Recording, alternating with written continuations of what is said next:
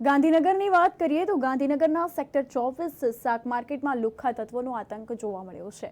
ખુલ્લેઆમ ધોકા પાઇપો વડે મારામારી થઈ હતી અને બે સમાજ વચ્ચે મારામારી થતા 6 લોકોને ઈજા પહોંચી છે। મોડી રાત્રે મારામારી થતા 6 લોકોને સારવાર અર્થે ગાંધીનગર સિવિલ હોસ્પિટલ ખાતે લઈ જવાયા છે।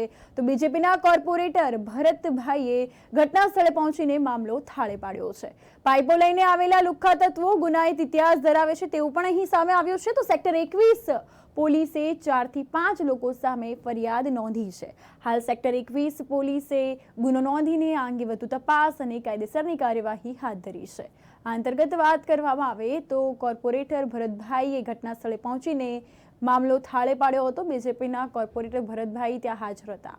તો ગાંધીનગરના સેક્ટર 24 શાક માર્કેટમાં અસામાજિક તત્વોનો આતંક જોવા મળ્યો છે। દ્રશ્યો પણ સામે આવ્યા છે। દ્રશ્યોમાં આપ જોઈ શકો છો કે ખુલ્લેઆમ ધોકા પાઇપો વડે મારામારી થઈ રહી છે અને બે સમાજ વચ્ચે મારામારી થતા 6 લોકોને ઈજા પહોંચી હોવાની વિગતો મળી આવે છે। મોડી રાત્રે આ મારામારીની ઘટના સર્જાઈ। 6 લોકોની સારવાર અર્થે ગાંધીનગર સિવિલ હોસ્પિટલ લઈ જવામાં આવ્યા। તો બીજેપીના કોર્પોરેટર ભરતભાઈ ઘટના સ્થળે પહોંચ્યા અને મામલો શાંત કરાવ્યો। પાઇપો લઈને આવેલા લુખ્ખા તત્વો ગુનાહિત ઇતિહાસ ધરાવે છે તેવું પણ સામે આવ્યું છે। પોલીસે આ અંગે ફરિયાદ નોંધીને વધુ તપાસ હાથ ધરી છે।